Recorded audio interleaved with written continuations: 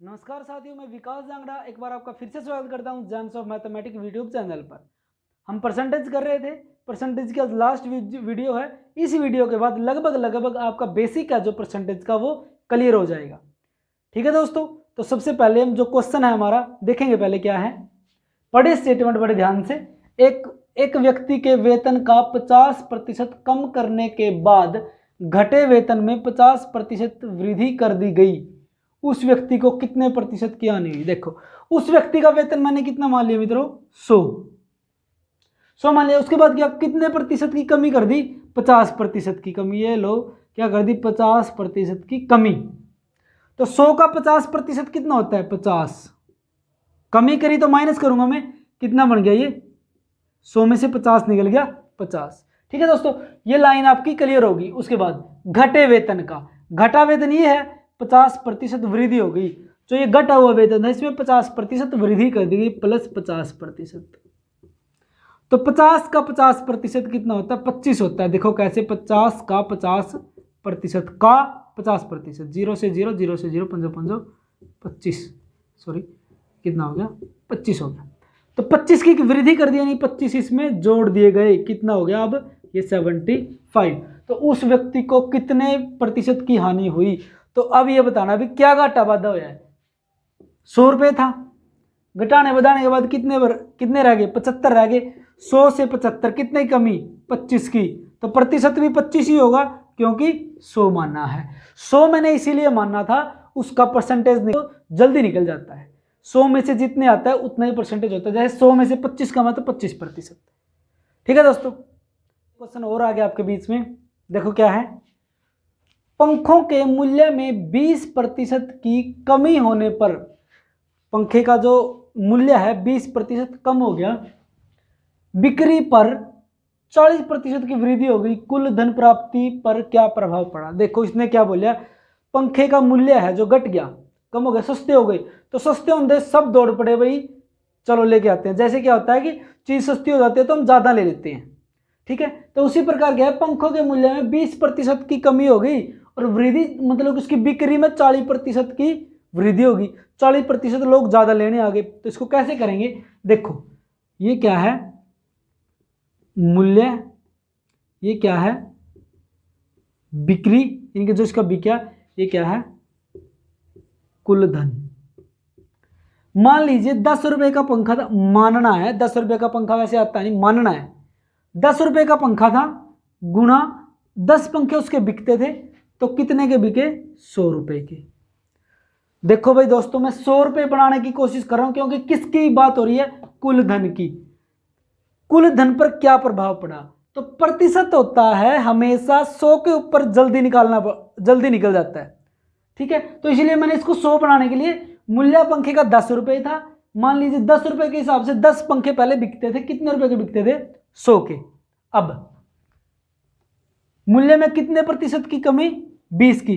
तो 10 का 20% होता है 2, यानी कि 10 का 20%, 0 से 0, 0 से 0, 2 एकम 2।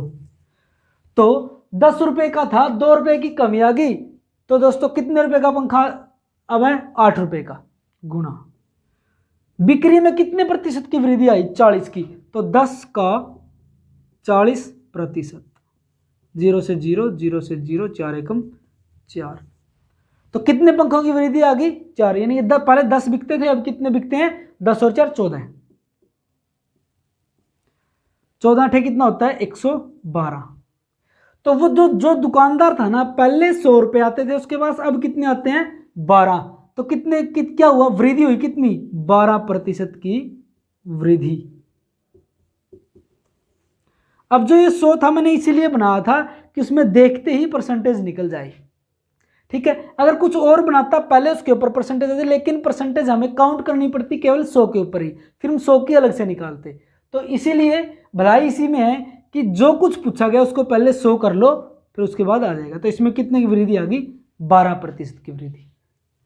तो देखिए दोस्तों, हमारा नेक्स्ट क्वेश्चन क्या है, किसी वर्ग की भुजा में 30% वृद्धि होने पर उसके क्षेत्रफल में कितना फर्क पड़ेगा, या कितनी वृद्धि होगी।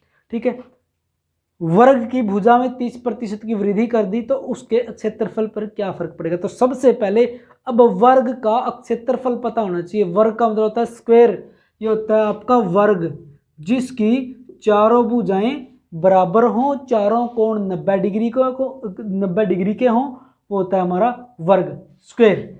तो इसका क्षेत्रफल का फॉर्मूला होता है भुजा गुणा भुजा बराबर क्या होगा क्षेत्रफल, side into side is equal to area.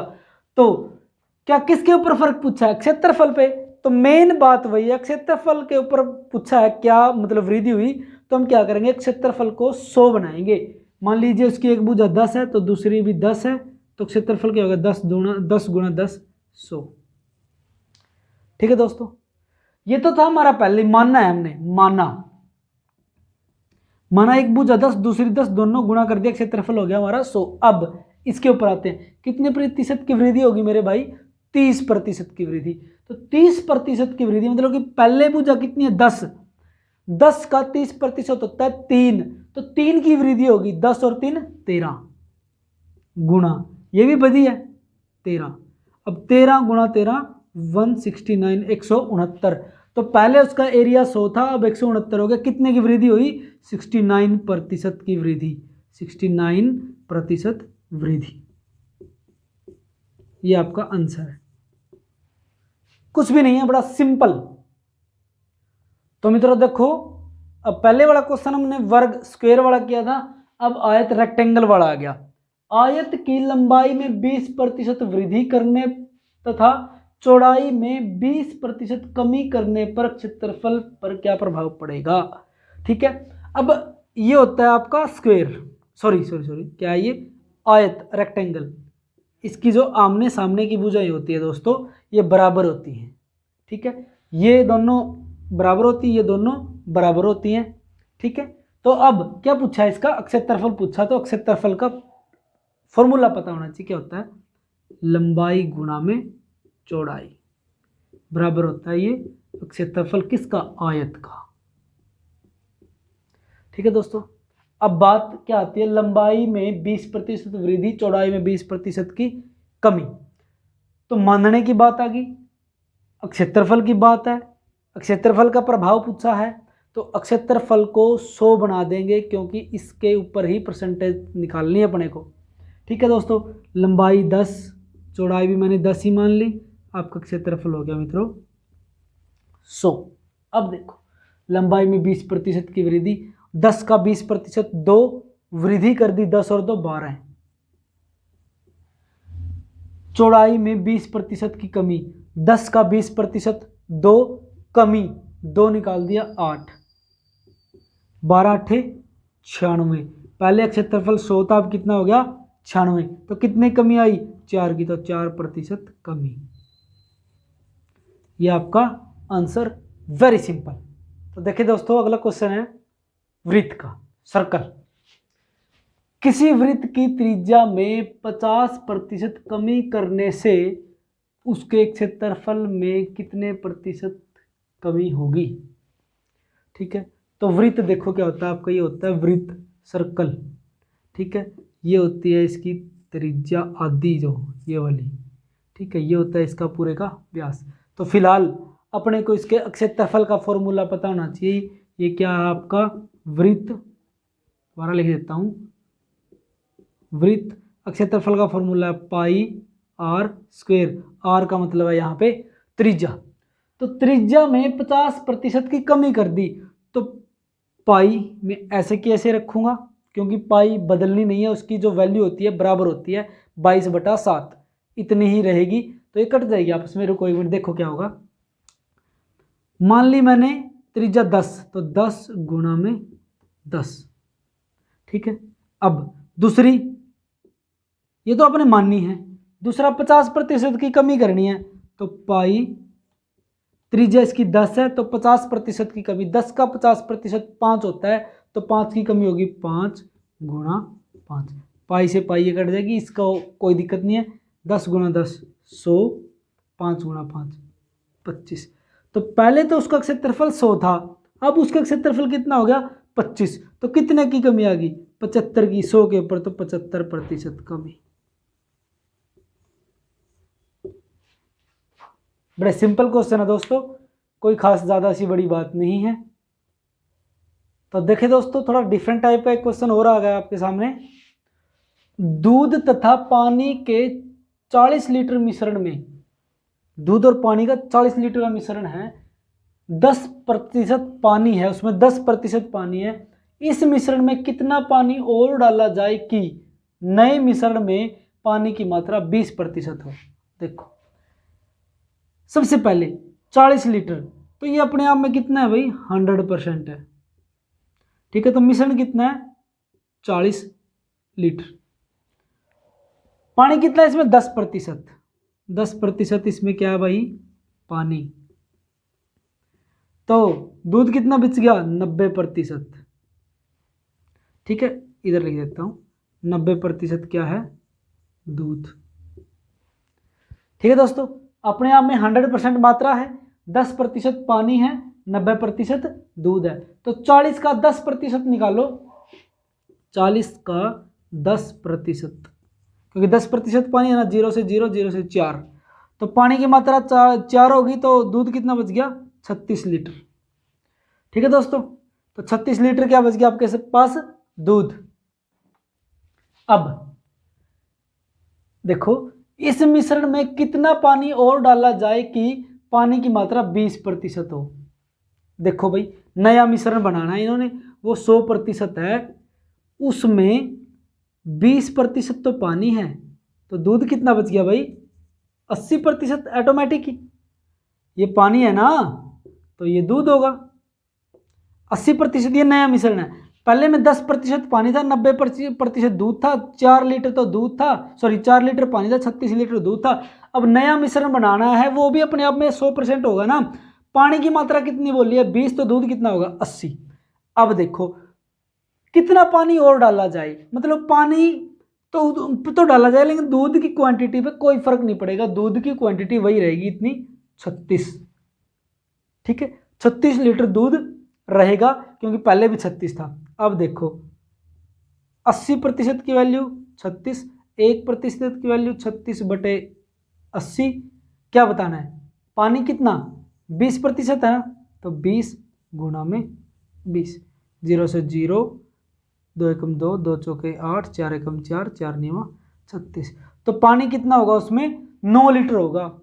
4 litre पानी पहले था, अब जब पानी की मात्रा 20% करनी है, तो लीटर पानी कितना, 9, तो कितना बढ़ाना पड़ेगा, 5 लीटर, तो 5 लीटर पानी और डालना पड़ेगा। तो इसका आंसर कितना आ जाएगा, 5 लीटर।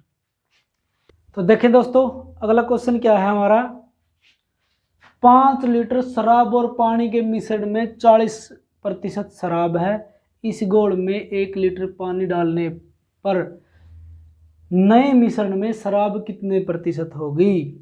शराब, चलो, तो अपने आप में कितना है, 100%। 40 लीटर क्या है इसमें, 100% है, तो 5 लीटर भी तो है ना। चलो मैं नीचे लिख देता हूँ 5 लीटर को। 40% क्या है भाई, शराब, तो पानी कितना बच गया, 60%। ले भाई, तो शराब में पानी ज़्यादा डालना है।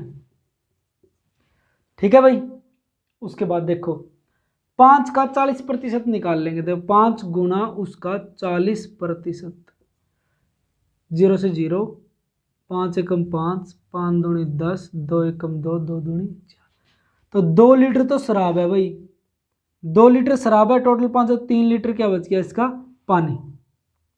ठीक है भाई दोस्तों, तो 3 लीटर क्या बचाता है, पानी। अब देखो इस घोल में 1 लीटर पानी डालने के बाद नए मिश्रण में शराब कितने प्रतिशत होगी। ठीक है, पानी 3 लीटर था, 1 लीटर और डाल दिया मैंने, कितना हो गया, 4 लीटर। ठीक है, इन्होंने 1 लीटर और डालने के लिए बोला, तो 4 लीटर हो गया। अब नए मिश्रण में, तो नया मिश्रण कितना हो गया, 2 लीटर और 4 लीटर, कितना, 2 लीटर शराब, 4 लीटर पानी बराबर 6 लीटर। तो नए मिश्रण में शराब कितने प्रतिशत होगी, शराब कितनी है, 2 लीटर, टोटल कितना है, 6, जो कुछ निकालना है वो ऊपर, जो टोटल है वो नीचे, परसेंटेज के लिए गुणा 100। 2 एकम 2, 2 तिया 6, 100/3, इसको काटेंगे 33, सही 1/3% या 33.333 ये चलता रहेगा प्रतिशत। तो उस नए मिश्रण में 33 सही 1/3 शराब की मात्रा है दोस्तों। तो देखिए दोस्तों, स्टेटमेंट बहुत बड़ी है इस क्वेश्चन की, बट क्वेश्चन बड़ा सिंपल है, पढ़ो ध्यान से। एक बगीचे में 60% नारियल के पेड़ हैं। नारियल के पेड़ों की संख्या के 25% आम के पेड़ हैं और आम के पेड़ों की संख्या के 20% सेब के पेड़ हैं। यदि सेब के पेड़ों की संख्या 1500 हो तो कुल पेड़ों की संख्या बतानी है। मान लीजिए कुछ भी नहीं, संख्या स्टेटमेंट बड़ी लंबी दे दी लेकिन है कुछ नहीं। मान लीजिए टोटल उस बगीचे में कितने सेब पेड़ है 100, 60% नारियल के हैं। ठीक है, अब देखो, अब एक तो तरीका ये है कि इसका मैं निकाल लूँ 60% निकाल के उसके 25% निकालूं, फिर उसके 20% निकालें। ठीक है, क्योंकि इन्होंने दे रखा है कि नारियल के पेड़ों की संख्या का 25%, जो नारियल के पेड़ हैं उनका 25% आम के पेड़ हैं और जो आम के पेड़ हैं उनका 20% सेब के पेड़ है। तो इसका सिंपल सा फंडा है 100 पेड़ टोटल मान ली गुना ये नारियल के पेड़ गुना 25/100 ये आम के पेड़ गुना में 20/100 ये क्या हो गए सेब के पेड़। यहाँ पर जो आएगा लास्ट में सेब के पेड़ आ जाएंगे। ठीक है, क्योंकि सारा हमने निकाल लिया ना, 60, 25 और 20% निकाल लिया, तो लास्ट में जो बचत आ गई ना वो सेब के पेड़ों की बचेगी। 0 से 0, 0 से 0 कट गई, 1 2 1 2, 25 एकम 25, 25 चौका 100, 2 एकम 2, 2 दूनी 4, 2 एकम 2, 2 तिया 6, कितना आ गया 3। यानी कि जो 3 आई है ना ये सेब के पेड़ों की संख्या आई है। अब 100 मानना था, 100 में से 3 बच गए सेब के पेड़, तो न्यूमेरिक वैल्यू 1500 दे रही है, यानी कि 3 की वैल्यू कितनी होगी 1500, 1 की वैल्यू 1500/3। पूछा क्या है कुल पेड़ कितने मानने थे 100, तो गुणा में 100, 3 एकम 3, 3 पंजे 15, 500, 500 की 100 गुणा करेंगे 50,000 पेड़। तो उस बगीचे में दोस्तों 50,000 पेड़ हैं। ठीक है, स्टेटमेंट बड़ी लंबी दे रही, केवल जाने वाली है कुछ नहीं। टोटल 100 मानो 60%, 60% का 25%, 25% का 20% निकाल के 3 आ गया। 3 के बाद न्यूमेरिक वैल्यू दे रखी है, 3 की वैल्यू 1500, 1 की वैल्यू 500, 100 की वैल्यू 50,000, बात खत्म। यही आपका क्वेश्चन था, है ही कुछ भी नहीं है। तो दोस्तों ये परसेंटेज के क्वेश्चन करवाए हैं आपको आज फिर कुछ। अब परसेंटेज का टॉपिक का जो ख़त्म करते हैं, इसके बाद कल या नेक्स्ट वीडियो में अगला टॉपिक स्टार्ट करेंगे। वो जो भी टॉपिक होगा आपको बता दिया जाएगा। तो आपको कैसा लगा परसेंटेज कमेंट करके ज़रूर बताना और ट्राई करना, क्वेश्चन आ जाएंगे, कोई दिक्कत नहीं है। और वीडियो को लाइक करना, शेयर करना और कमेंट करना और चैनल को सब्सक्राइब करना। आप सभी लोगों का धन्यवाद।